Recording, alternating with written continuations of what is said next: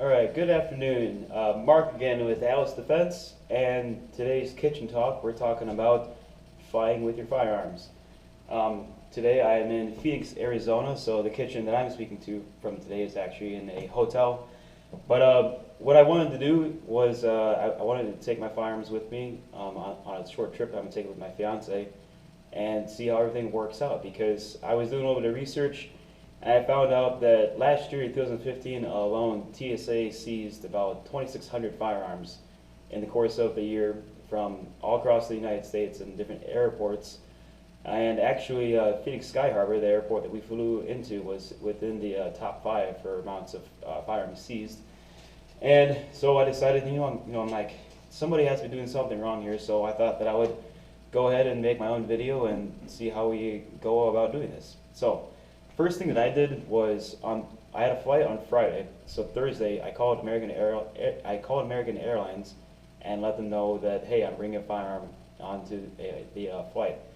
And I actually brought both my firearms, my Smith & Wesson M&P Shield in 9mm and my EA Windicator, a 357 Magnum revolver.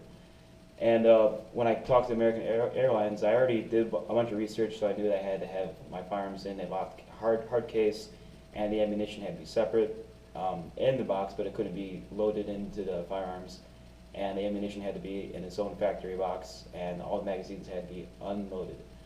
So when I was talking to American Airlines on Thursday, the day before my flight, they just went over all that information, and they put a note next to our reservation stating that I would be bringing firearms onto the flight within my checked baggage. So in order to get that done, I bought this little Honeywell portable safe. The regulations state that all you need actually is just a hard-sided case with locks, and either a combination lock or a key lock. And either way, you, like me as an individual, I have to have either the key or the combination memorized. But I decided I might as well go up and might as well just buy this portable safe, because it does the exact same thing, and it's a portable safe, so it's a lot more sturdier than just any regular old hard-sided plastic case. So it still fulfill the regulations, but I decided to just take it a step further, because I can always use an extra portable safe here. So I bought this, and then I decided to use this for the flight. So Thursday was when I notified American Airlines that I was bringing my firearms on board. Friday morning was the flight, so we get to the airport, and we go through the line to check in with American Airlines, and as soon as we get to the front, they already knew, as soon as we told them what our confirmation number was, that I was going to be carrying firearms. So what I had to do is I had to show them that I had the key here. Sure you can get a good view here. So show them that I had the key, popped it open, and I had to show them that my firearms were indeed cleared and unloaded, both of them. Revolver, I locked it up in a similar way. I just decided to put the cable lock through the cylinder, because I was concerned about messing up the rifling in the barrel. So I put the cable lock through that barrel. And then I also had to show them that all my magazines were emptied and it cleared, and then all of the ammunition had to be in its own original factory box. And I always carry a little pocket knife on me too, and my Leatherman. So I decided just to make the things easier, I put all my firearms and my knives in the same box, just for the sake of keeping things simple. So I showed them that everything was clear. Then I had to sign this declaration form saying that indeed my firearms are unloaded. A little disclaimer there that I had to fill out and sign. And then I just got this note that I had to put inside the box itself, and just in case I get inspected at any point throughout the flight, either in Minneapolis or in Phoenix, they would be able to pop it open and see that yes, that this is the confirmation that my box has been checked.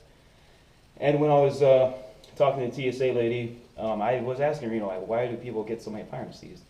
And she said that one of the biggest problems was that people forget that there's actually a round in the chamber. So that's one of the reasons that firearms will get seized, because people will do everything that they think they're supposed to, lock their firearms up in a hard-sided case, but then they forget to unload their firearms. I think that probably might be more common in a revolver, maybe, because it's easier to, it might be easier for some people to forget that there's a round in the cylinder, as opposed to dropping magazines and seeing that it's clear.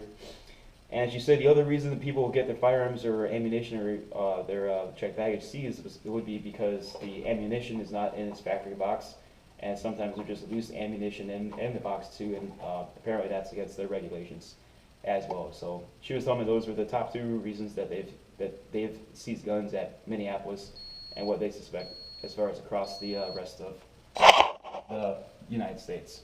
So, anyways, I did all of that at the check-in desk, and then from there, once I was able to show them that my firearms were all cleared and unloaded, I added these cable locks just as an extra verification and extra security for my own firearms too. And I got this card and everything else. So then after that, she had to escort me and this box over to the X-ray scanner for the actual baggage, because I had to escort my firearms and the case all the way down to the baggage check, where they actually scan it and make sure there's no other explosives or anything else not supposed to be in that box. So I just had to separate from my fiance, and it was only about like a 5-minute process that I had to walk down to where they actually scanned the baggage. I had to be present as they scanned it. And once the TSA officials confirmed that there was indeed nothing else in that box that wasn't supposed to be there, they let me go on my way. And I just got just a regular checked baggage ticket for this box as well, along with all of our other checked baggage. And from there, we jumped on the flight, and then we flew up maybe about a 2-hour flight, landed in Phoenix Sky Harbor, and then we walked down to baggage claim, picked up our regular bags, and then I just had to go over to the American Airlines customer service desk, and from there I just had to show them our tickets and my baggage confirmation tickets too, and they were able to give me back my box. So that was all there is to that. It was a pretty simple process. Hopefully you guys learned something. If your only takeaways, if anything, I would say is just to make sure that your firearms are not loaded. A good way to do that is just to put a simple cable lock on it.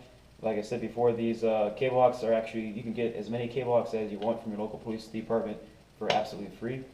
And just throw some cable locks on those firearms, even though they're in a locked, hard-sided case.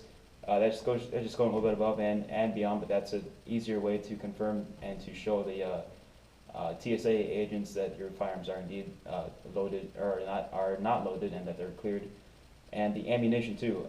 You can carry up to 11 pounds of ammunition, and as long as the ammunition is in its original factory box and not loose in your checked baggage, it's not loose in the hard-sided case too, then everything will be kosher. So, all right, well, thanks for tuning in, and see you guys on the range.